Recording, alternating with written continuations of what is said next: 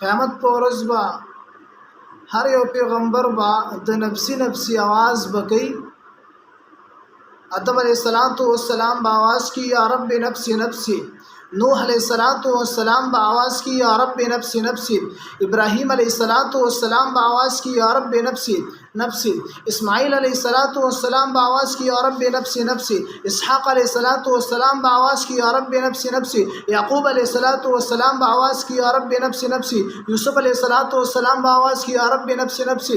सालिह अलैहिस्सलाम बा आवाज़ की। शुएब अलैहिस्सलाम बा आवाज़ की या रब नफ्सी नफ्सी।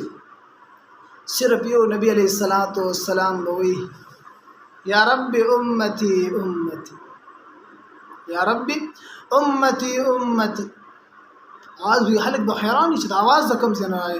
हर यो कस द नफ्सी नफ्सी आवाज़ की।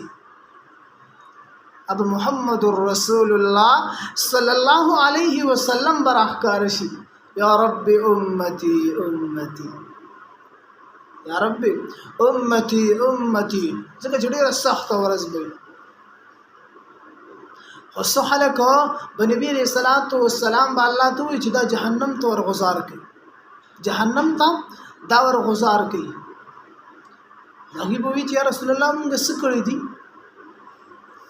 حج هم پرېښودی وي نه، زکات هم نه دي ورکړی وي نه، صدقه هم نه ده ورکړې وي نه. سورة فرقان راواړوي.